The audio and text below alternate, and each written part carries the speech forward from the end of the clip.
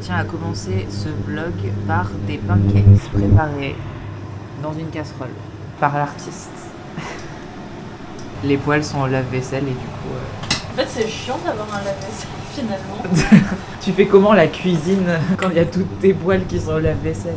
Quand elles sont dans l'évier, au moins, je la nettoie quoi. Voilà. Finalement, c'est nul d'avoir un lave-vaisselle, hein. C'est pas du tout pour ça qu'on déménage à la base.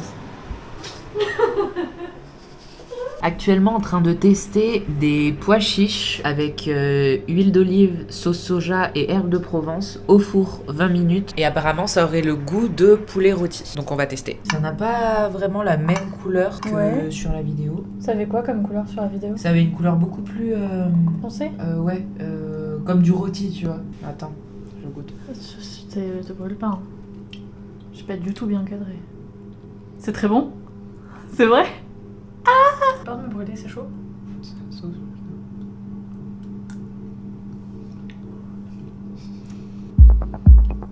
Alors, je sais que c'est du pois chiche. Ouais. Mais par contre, la cuisson, elle est très cool. C'est bon, vous vous aimez tous les deux, hein?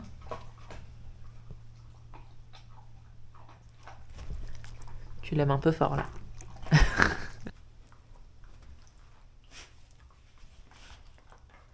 Bon, on avait calé une deuxième visite pour l'appartement qu'on voulait et dont on n'avait toujours pas la réponse du propriétaire. Deuxième visite pour que moi je puisse voir l'appartement parce qu'il n'y avait qu'Oriane qui l'avait visité. C'était pendant que j'étais à Annecy. Donc la deuxième visite était prévue aujourd'hui et l'agence nous appelle 2 heures avant la visite en nous disant qu'en fait le propriétaire les a contactés et qu'il avait loué l'appart de son côté, sans passer par l'agence donc. C'est une info qu'on attend depuis plus de 2 semaines maintenant. Je pense que si on n'avait pas demandé de deuxième visite, on n'aurait même pas eu la réponse. Donc heureusement qu'on l'a fait, et heureusement qu'on a d'autres visites de prévues. On sait déjà qu'on fait une croix sur celui-là, tant pis c'est pas grave, ça fait un petit moment qu'on a fait notre deuil, on voulait juste être fixé pour pouvoir avancer sans regret. Bon, alors il se trouve qu'on a trouvé un appartement, mais je me suis dit que c'était quand même cool de faire un récapitulatif parce que c'est des galères et c'était toute une histoire. Alors au tout début, on avait contacté une agence A. On avait contacté pas mal de personnes, mais on avait contacté une agence A pour précisément 3 appartements qu'on aimait bien et qu'on voulait visiter. Cette agence A a fini par nous dire que c'était pas possible parce qu'on n'était pas en CDI, que du coup il y a une assurance qui s'appelle la GLI, la garantie loyer impayé, qui nous empêchait de pouvoir louer ces appartements. Donc on a fini par contacter une agence B en disant que voilà, on n'était pas en CDI, qu'on avait connaissance de la GLI et que s'ils avaient des appartements à nous proposer qui n'étaient pas sous GLI. Donc l'agence nous a proposé un appartement et l'agence A nous a rappelé en nous disant qu'elle avait un appartement à nous proposer aussi. Donc Oriane est allée visiter ces 2 appartements. Donc ça c'est celui de l'agence A et ça c'est celui de l'agence B. Moi j'étais pas là, donc c'est Oriane qui a pu les visiter. Celui de l'agence A, il était pas ouf. Pour suivre un code couleur que tout le monde va comprendre, on va dire violet. Pas ouf. Et celui de l'agence B, par contre, il était incroyable. Et on va dire rouge. Rouge parce que les cœurs. Par sécurité, comme on savait pas si on allait pouvoir avoir celui de l'agence B, on a dit oui aux 2. Donc les 2 agences ont validé nos dossiers et les ont envoyés au propriétaire. Très rapidement, le propriétaire du logement de l'agence A a dit oui, mais c'était pas l'appart qu'on voulait. Du coup, on a dit attendez, on attend juste la réponse de l'autre logement. Et on nous a dit ok, mais par contre, on vous l'avait réservé jusqu'à maintenant et s'il y a quelqu'un qui le prend, il le prend et c'est tout. Donc on a croisé les doigts et on a recontacté l'agence B parce qu'elle nous donnait pas de nouvelles. C'était un vendredi et elle nous a dit le propriétaire est en vacances, il nous répondra lundi. Et c'était ce fameux jour où on a dit on sait demain. La réponse, on l'aura demain. C'était le dimanche, la veille du jour où on était censé savoir. Qu'est-ce qui s'est passé? Le lundi, on n'a pas eu de nouvelles. On a appelé le matin et l'après-midi. C'était soit l'agente qui s'occupait de notre dossier n'était pas là, soit elle était en rendez-vous, soit elle avait pas de nouvelles. Et ce jusqu'au... Je crois que c'était jeudi. Il faut savoir que pendant tous ces jours-là, bon, il n'y a pas autant de jours, pendant tout ce temps-là, on a appelé matin et soir. Et le jeudi, le propriétaire a dit « il me manque des papiers ». Bon, on a envoyé les papiers qu'il avait demandé, direct. Et le vendredi, pas de nouvelles.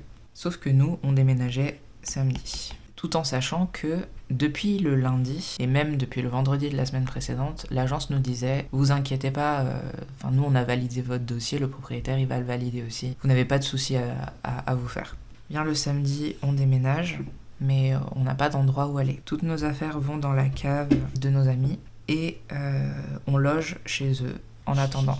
Ce samedi même, d'ailleurs, juste après le déménagement, on est allé à l'agence B pour dire alors, qu'en est-il en fait ? C'est bon, on est sur place, on est là, dites-nous la vérité. Donc elle nous dit, mais en fait, le propriétaire, il répond pas. Mais par contre, on peut vous faire visiter d'autres appartements. Et donc on dit oui, parce qu'on a envie de déménager vite. Donc la semaine suivante, on visite un appartement qui est bien, mais qu'on n'aime pas tant que ça. Ouais, on aimait beaucoup le fait qu'il y avait beaucoup de place, il était super bien agencé et tout, mais on avait très très peur du bruit parce qu'il était à côté de l'entrée de l'immeuble. Comme on n'a pas dit oui tout de suite, l'agente nous a dit « Bah écoutez, j'ai un autre appart à vous proposer. » Donc on dit « Ben oui, let's go, on va visiter. » Elle nous le fait visiter 4 jours après, et celui-là, vraiment, on l'aime pas du tout.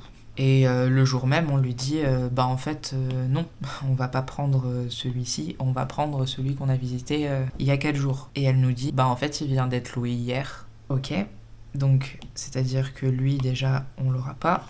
Et le truc, c'est que à ce moment-là, ça va faire 2 semaines qu'on est hébergé chez nos amis. On est beaucoup, c'est pas adapté pour nous tous là, et on a envie d'emménager vite. Entre-temps, on visite un autre appart. Celui-là, je vais l'effacer parce que ça sert à rien. Celui-là, je le garde de côté parce qu'il est important pour la suite. Donc le lendemain, un jour après, on visite un autre appart d'un propriétaire. C'était pas une agence. Sauf que cet appart, comment vous dire, il était très charmant, mais il y avait un truc qui nous dérangeait particulièrement. C'était le fait que la plus grande pièce, qui était censée être la chambre, la salle de bain était à l'intérieur. Mais pas séparé. C'est vraiment, t'as ta chambre, et dans ta chambre, t'as rajouté une douche et un lavabo. Mais c'était trop bizarre.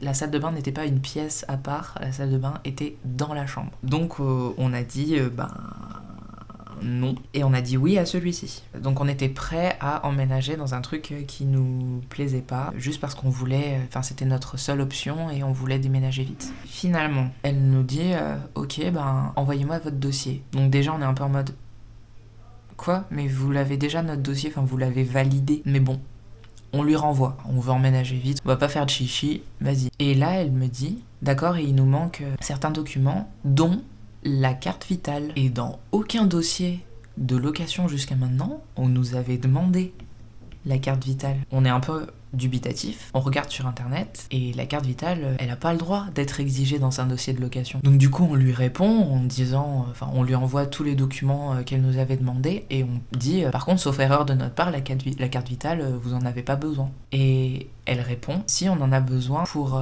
pouvoir retrouver rapidement un locataire qui quitte le logement sans payer.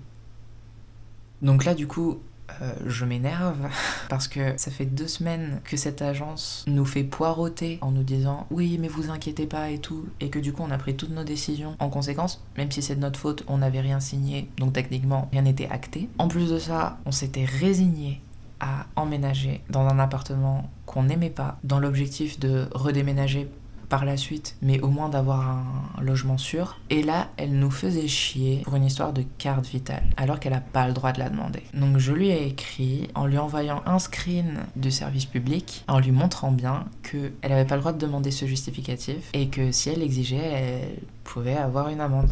Depuis, elle fait la morte. Elle nous a plus jamais répondu. Donc grosso modo, pour ce logement, c'était foutu aussi. Bonjour, les soldes Décathlon.